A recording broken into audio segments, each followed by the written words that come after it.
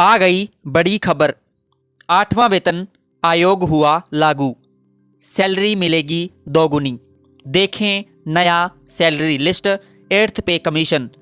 Breaking news, कर्मचारियों की salary में दोगुनी बढ़ोतरी। 8th पे कमीशन, केंद्र सरकार के कर्मचारियों और रिटायर्ड पेंशन धारकों के बीच 8वां वेतन आयोग वर्तमान में सबसे गर्म चर्चा का विषय बना हुआ है। 7वें वेतन आयोग की अवधि दिसंबर 2025 में समाप्त हो चुकी है और अब लाखों सरकारी कर्मचारी अपने वेतन में होने वाले बदलावों का इंतजार कर रहे हैं। यह नया आयोग न सिर्फ उनकी मासिक आय को प्रभावित करेगा बल्कि उनके परिवार के भविष्य को भी नया आयाम देगा। वेतन आयोग का बुनियादी उद्देश्य। भारत में हर दशक में वेतन आयोग का गठन एक स्थापित परंपरा है जो सरकारी कर्मचारियों की आर्थिक स्थिति को बेहतर बनाने के लिए की जाती है। इस व्यवस्था का प्राथमिक लक्ष्य बढ़ती हुई महंगाई और जीवन यापन की लागत के अनुसार वेतन संरचना में संशोधन करना है। आयोग यह सुनिश्चित करता है कि कर्मचारियों का वेतन समय के साथ तालमेल बनाए रखे और उनका जीवन स्तर प्रभावित न हो। वेतन समीक्षा प्रक्रिया में विभिन्न श्रेणियों के कर्मचारियों को शामिल किया जाता है। इसमें उच्च पदस्थ अधिकारी से लेकर सामान्य कर्मचारी और क्लर्क तक सभी आते हैं।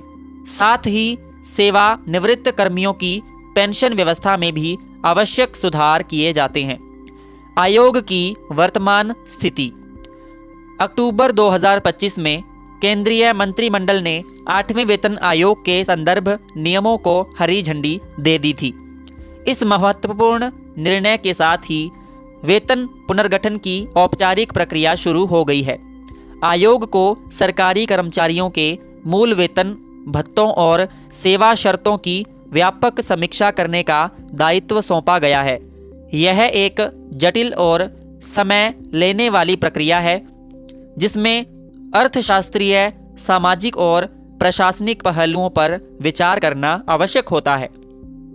आयोग को सभी वर्गों के कर्मचारियों के हितों को संतुलित करना होता है और उचित वेतन ढांचा तैयार करना होता है। लागू होने का अनुमानित समय। चलिए जानते हैं लागू होने का अनुमानित समय क्या है। 8वां वेतन आयोग 1 जनवरी 2026 से प्रभावी माना जाएगा, लेकिन वास्तविक कार्यान्वयन में देरी हो सकती है। विशेषज्ञों का मानना है कि आयोग को अपनी विस्तृत रिपोर्ट तैयार करने में काफ़ी समय लगेगा। इस रिपोर्ट में गहन शोध, विश्लेषण और विभिन्न हितधारकों से परामर्श शामिल होगा। अनुमान है कि अंतिम सिफारिशें 2026 के आखिर या 2027 की शुरुआत में सामने आएंगी।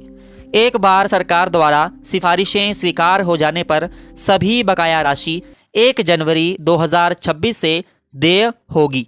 इसका अर्थ है कि कर्मचारियों को पूर्व तिथि से सभी लाभ मिलेंगे। फिटमेंट फैक्टर की अहम भूमिका। चलिए जानते हैं फिटमेंट फैक्टर की अहम भूमिका कैसे है। वेतन संशोधन में सबसे महत्वपूर्ण तत्व फिटमेंट फैक्टर होता है जो नए वेतन की गणना का आधार बनता है। 7वें वेतन आयोग में यह गुणांक 2.57 था, जिसका मतलब था कि पुराने मूल वेतन को 2.57 से गुणा करके नया वेतन तय किया गया। 8वें वेतन आयोग में यह गुणांक समान या अधिक हो सकता है। फिटमेंट फैक्टर का निर्धारण महंगाई दर, आर्थिक वृद्धि और सरकारी वित्तीय स्थिति को देखते हुए किया जाता है। यह सीधे तौर पर कर्मचारियों की आय वृद्धि को प्रभावित करता है और उनकी क्रय शक्ति बढ़ाने में सहायक होता है। अनुमानित वेतन वृद्धि। चलिए जानते हैं कि अनुमानित वेतन वृद्धि कितनी हो सकती है। हालांकि कोई आधिकारिक आंकड़े जारी नहीं हुए हैं, लेकिन विभिन्न विश्लेषकों ने संभावित वृद्धि के अनुमान लगाए हैं। निचली वेतन श्रेणी के कर्मचारियों को अधिक लाभ मिलने की उम्मीद है। मूल वेतन में पर्याप्त बढ़ोतरी से उनकी मासिक आय में उल्लेखनीय सुधार होगा। पेंशन भोगियों के लिए भी राहत की खबर है, क्योंकि उनकी पेंशन में भी महत्वपूर्ण संशोधन होने की संभावना है।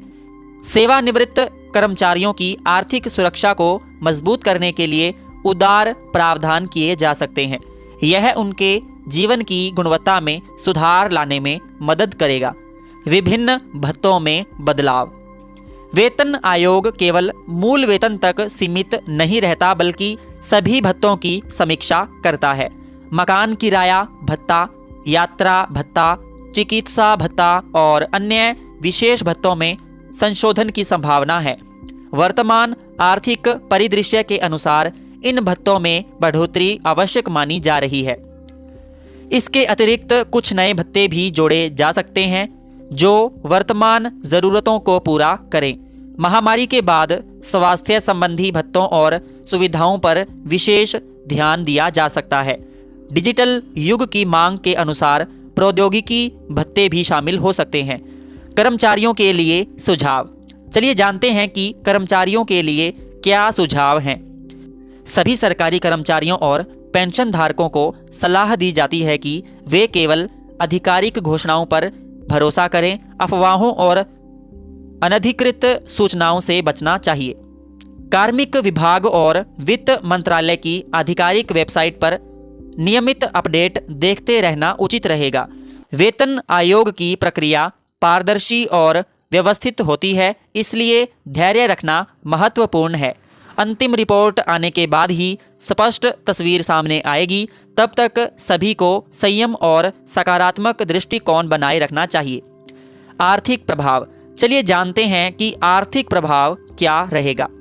8वें वेतन आयोग का प्रभाव केवल सरकारी कर्मचारियों तक सीमित नहीं रहेगा, बल्कि यह समग्र अर्थव्यवस्था को प्रभावित करेगा। वेतन वृद्धि से उपभोक्ता खर्च में बढ़ोतरी होगी, जो बाजार को गति देगी। विभिन्न क्षेत्रों में मांग बढ़ने से व्यापार और रोजगार के अवसर बनेंगे। दूसरी ओर सरकारी खजाने पर भी इसका बोझ पड़ेगा, जिसे प्रबंधित करना एक चुनौती होगी। सरकार को राजकोषीय अनुशासन बनाए रखते हुए कर्मचारियों के हितों का ध्यान रखना होगा। 8वां वेतन आयोग केंद्रीय सरकारी कर्मचारियों और पेंशन भोगियों के लिए एक महत्वपूर्ण मोड़ साबित होगा। यह उनके वेतन, भत्तों और पेंशन में सार्थक सुधार लाएगा और बढ़ती महंगाई से राहत प्रदान करेगा। हालांकि वास्तविक लाभ प्राप्त होने में समय लगेगा, लेकिन आयोग का गठन ही एक सकारात्मक संकेत है। सभी हितधारकों को धैर्य रखते हुए आधिकारिक जानकारी की समीक्षा करनी चाहिए। जल्दबाजी में कोई निर्णय न लें और सत्यापित स्रोतों से ही जानकारी प्राप्त करें। आने वाले समय में जब आयोग की सिफारिशें सामने आएंगी, तब स्पष्ट दिशा मिलेगी और कर्मचारियों को उनके हक का लाभ प्राप्त होगा। साथियों, आपको हमारी आज की अपडेट कैसी लगी, प्लीज़ कमेंट में ज़रूर बताइए। अगर आपको वीडियो अच्छी लगी हो, कृपा करके वीडियो को लाइक करिए, शेयर करिए और हमारे YouTube चैनल को सब्सक्राइब ज़रूर करें। तब तक के लिए धन्यवाद। जय हिंद, जय भारत, जय श्री राम।